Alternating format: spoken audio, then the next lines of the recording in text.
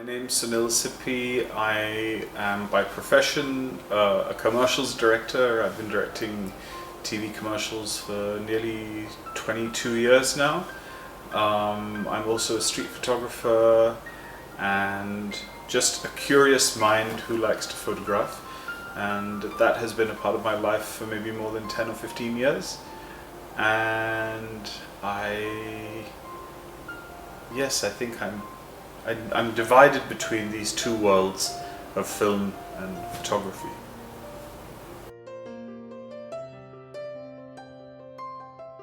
That's a very, very good question, and I think the photos reflect me completely. In the book especially, I've chosen things that really reflect my spirit, my mood, my emotion, and what really matters to me. All the pictures in the book speak to me, in a major way. So for me, these are all. It's like it's my soul that is bared in this book through the images.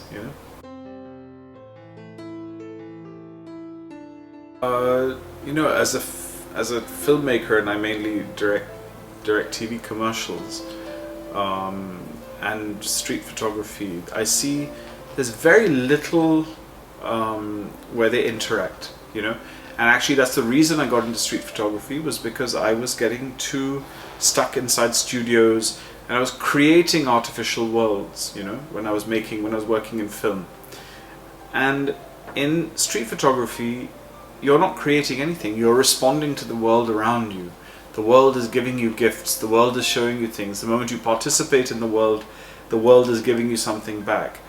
So I always say it like this, that in film we create, and in photography we respond, So I like that feeling of responsiveness and responding to the world around me.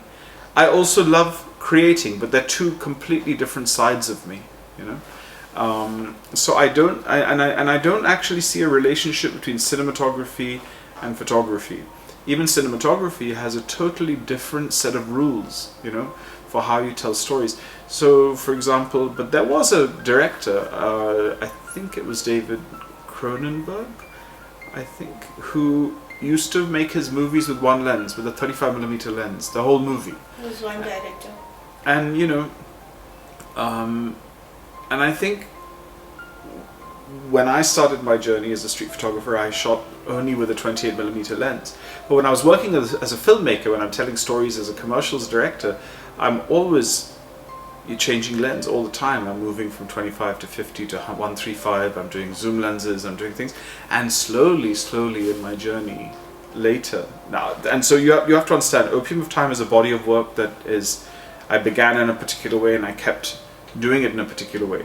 Simultaneously, I was shooting color film, I was shooting medium format film on the street, on my travels, I was shooting color, I was doing color street photography abroad, I was doing all kinds of other things at the same time. And as my practice developed, I started using different lenses, working on the street in a slightly different way. I was evolving my practice and maybe bringing something more cinematic to my street photography later, or a different feel is what I'm saying. When I began, I was very strict. I said it has to be one lens, and I have to move my body, and I have to capture images. I was very strict.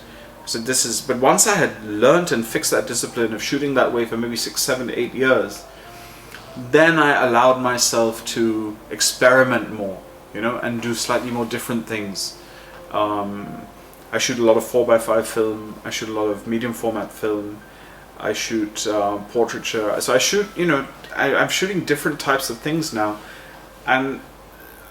But I think this grounding in shooting with this one camera, one lens thing, which I did for many years, was a very good foundation to build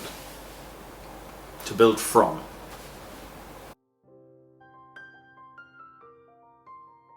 Street photography for me is meditation. It's a way of engaging with the world in a mindful way. I think it's a way of quietening one's mind. I think it should be without agenda. I think anyone who's looking for fame and fortune through street photography is in the wrong place. I think we have to do street photography for ourselves. It's about listening to our heart. It's about responding to the world that we see around us. It's about learning. It's really about understanding who we are and where we are.